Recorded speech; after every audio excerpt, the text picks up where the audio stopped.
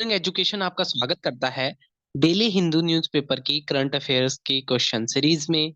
इसी सीरीज के तहत आज हम बात करेंगे 11 जनवरी के हिंदू न्यूज़पेपर से आपके लिए क्या क्या इंपॉर्टेंट करंट अफेयर्स के क्वेश्चन हो सकते हैं। अगर हम बात करें पहले क्वेश्चन की, तो पहला क्वेश्चन कह रहा है कि इस साल के जो मेजर ध्यानचंद खेल रत्न अवार्ड मिले हैं वो किस किस को मिले हैं। तो अगर हम बात करें इस अवार्ड की, ये भारत का स्पोर्ट्स का सबसे बड़ा अवार्ड होता है, मेजर ध्यानचंद अवार्ड। और पहले इसका नाम राजीव गांधी खेल रत्न हुआ करता था, फिर बाद में बदलकर हॉकी के जादूगर मेजर ध्यानचंद, जिनका बर्थडे आता है 29 अगस्त को। जनरली ये अवार्ड उसी दिन मिलते थे, लेकिन एशियन गेम्स की वजह से अ, अब की बार ये अभी इनका अनाउंसमेंट हो गया है, राष्ट्रपति जी ने दिए हैं। तो ध्यानचंद अवार्ड के लिए अब की बार दो नामों को छांटा गया है, उसमें से चिराग शेट्टी है और साईराज रनकी रेड्डी है। तो उस पहले क्वेश्चन का जो सही आंसर हो जाएगा वो सी इसका सही आंसर हो जाएगा। अगर हम बात करें नेक्स्ट क्वेश्चन की, तो नेक्स्ट क्वेश्चन कह रहा है कि कौन से कंट्री ने एक बिल पास करा है और जिस बिल के तहत वो क्या करेगा, मीट के ट्रेड को बैन कर देगा। ठीक है, कौन से कंट्री ने एक कानून बनाया है जिसके तहत जो मीट है उसके ट्रेड को बैन कर देगा। तो जो साउथ कोरिया जो है, साउथ कोरिया ने अनाउंसमेंट करा है कि वो मीट के ट्रेड को क्या कर देगा, बैन कर देगा। नेक्स्ट क्वेश्चन है कि कौन से कंट्री ने आइंस्टीन प्रोब नाम की एक सैटेलाइट को लॉन्च किया है। तो अगर हम बात करें सैटेलाइट की, आइंस्टीन प्रोब सैटेलाइट की, तो अभी चाइना ने एक सैटेलाइट को लॉन्च किया है जिसका नाम है आइंस्टीन प्रोब। इसी तरह हम बढ़ते हैं अपने नेक्स्ट क्वेश्चन की तरफ। तो क्वेश्चन नंबर 4 ये कह रहा है कि कौन सा कंट्री ये लॉ पास करने जा रहा है जिसके तहत क्या होगा कि सेम सेक्स जो होंगे वो उनकी जो मैरिज होगी उसको भी लीगलाइज कर दिया है, साथ ही साथ वो बच्चों को अडॉप्ट भी कर सकते हैं। ठीक है, तो हाल ही में किस देश की पार्लियामेंट ने ऐसा कानून बनाया है, तो जो ग्रीस है, ग्रीस ने क्या कर दिया है यहाँ पर। ठीक है, सेम सेम सेक्स मैरिज को और बच्चों के अडॉप्शन को भी क्या कर दिया है, अलाउ कर दिया है। तो ग्रीस इसका सी इसका क्या हो जाएगा, सही आंसर हो जाएगा। क्वेश्चन नंबर अगर हम फिफ्थ की बात करें, तो फिफ्थ ये कह रहा है कि भूटान के नए प्राइम मिनिस्टर कौन बने हैं, अभी वहां पर चुनाव हुए थे और तैसरिंग तोबैगे क्या बने हैं। ठीक है, नए प्राइम मिनिस्टर बने हैं किसके, भूटान के। बाकी ऑप्शन की बात करें तो एंटोनी ब्लिंकन यूएस के सेक्रेटरी हैं, और ये जो एटल है ये अभी गैब्रियल एटल फ्रांस के पहले सबसे एक तो सबसे यूथ प्राइम मिनिस्टर बने हैं फ्रांस के, साथ ही साथ पहले ओपनली गे प्राइम मिनिस्टर बने हैं फ्रांस के, Gabriel एटल sorry.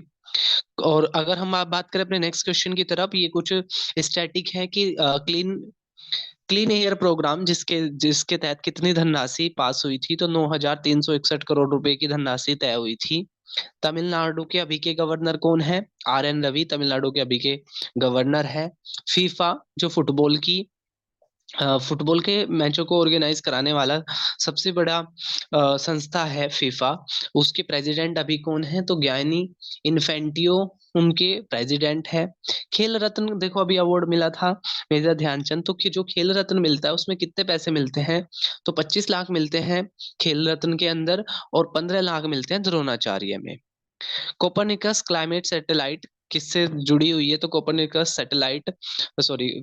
Climate change service जो है वो यूरोपियन यूनियन से जुड़ी हुई है, और गोटिंगेन जर्मनी में इसका हेडक्वार्टर है। अगला जो क्वेश्चन नंबर 6 का, ये जो मैंने स्टैटिक पॉइंट डाला है कि अलीगढ़ मुस्लिम यूनिवर्सिटी कब सेटअप हुई थी, तो 1872 में सेटअप हुई थी। और इसके साथ अभी मुद्दा क्या है कि इस यूनिवर्सिटी को आपका 19 1981 में इस यूनिवर्सिटी को क्या किया गया था, माइनॉरिटी का दर्जा मिला था, क्योंकि आर्टिकल 30 ये कहता है कि जो माइनॉरिटी है वो अपने एजुकेशनल इंस्टीट्यूट सेटअप कर सकती है, उनकी मैनेजमेंट देख सकती है, उनको आगे बढ़ा सकती है। तो हुआ क्या था कि फिर 2006 में इलाहाबाद हाई कोर्ट ने इस यूनिवर्सिटी को एसटी जो माइनॉरिटी का जो दर्जा था उससे हटा दिया था। तो अभी इसलिए चर्चाओं में है, तो आपसे पूछा जा सकता है अलीगढ़ मुस्लिम यूनिवर्सिटी कब सेटअप हुई थी, 1875 में। कब इसको माइनॉरिटी का दर्जा मिला था, तो ये मिला था आपका 1981 में। कब हटा दिया गया? तो इलाहाबाद हाई कोर्ट के द्वारा 2006 में इसको हटा दिया गया था। अगला क्वेश्चन भी बहुत इंपॉर्टेंट है, ऐसे आएगा कि चिन कुकी कम्युनिटी, ठीक है, कौन से राज्य से जुड़ी हुई है? तो चिन क्यूकी जो कम्युनिटी है वो मणिपुर की एक एसटी कम्युनिटी है, जिसके तहत क्या किया गया था कि इसको एसटी का दर्जा दे दिया गया था। लेकिन अभी दोबारा से इसको ना क्या किया जा रहा है, ठीक है, रिवाइज किया जा रहा है, इसकी ना जांच हो रही है कि क्या जो आपकी चिनकू की कम्युनिटी है इसको एसटी का दर्जा देना ठीक है कि नहीं है। अगला क्वेश्चन है, जैसे आप जानते होंगे कि रेलवे की लाइन के बीच के गैप के आधार पर तीन तरह की आपकी पटरियां होती हैं, ब्रॉड गेज, नैरो गेज और मीटर गेज। तो जिनके बीच में सबसे बड़ा गैप होता है करीब 1.5 मीटर का, वो ब्रॉड गेज की कैटेगरी में आती है। तो अभी एक रिपोर्ट के अनुसार करीब 93.8% यानी कि करीब 94% जो ब्रॉड गेज की लाइनें हैं वो इलेक्ट्रिफाइड हो चुकी है। अगला क्वेश्चन है, वर्ल्ड बैंक ग्रुप जो है उसके प्रेसिडेंट कौन है? तो अजय पाल बंगा अभी वर्ल्ड बैंक के प्रेसिडेंट है।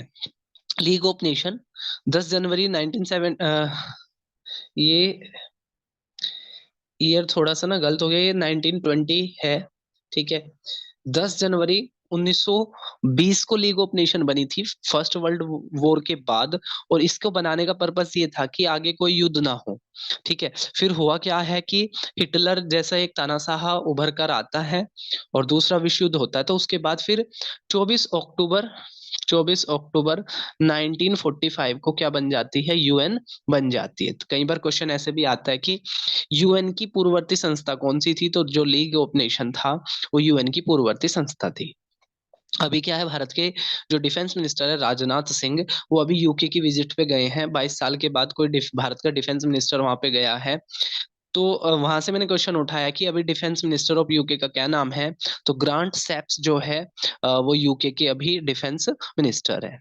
अगला क्वेश्चन कह रहा है कि अभी किसने रिलीज करी है world employment and social outlook? तो इंटरनेशनल लेबर ऑर्गेनाइजेशन आईएलओ ने इस रिपोर्ट को जारी किया है। अगला क्वेश्चन है कि अभी देखो भारत के राजनाथ सिंह यूके के डिफेंस मिनिस्टर से मिल रहे हैं, और दोनों के दोनों देशों के बीच में दो एग्रीमेंट हुआ है। एक तो ये हुआ है कैडेट एक्सचेंज प्रोग्राम को लेकर, यानी कि कुछ यूके के सैनिक भारत में आएंगे और कुछ भारत के सैनिक वहां जाएंगे एक दूसरे की ट्रेनिंग के लिए, उसको कैडेट एक्सचेंज कहते हैं। तो बायलेटरल कैडेट एक्सचेंज प्रोग्राम के तहत एक एग्रीमेंट हुआ है। दूसरा एक एग्रीमेंट हुआ है letter for arrangement on defence collaboration in research and development, research और डेवलपमेंट को लेकर दोनों के बीच में एक एग्रीमेंट साइन हुआ है। तो ये था हमारा 11 जनवरी का हिंदू के क्वेश्चन सीरीज। आपको सीरीज कैसी लग रही है कमेंट बॉक्स में जरूर बताना। फिर मिलेंगे नई वीडियो में, तब तक के लिए टेक केयर, जय हिंद जय भारत।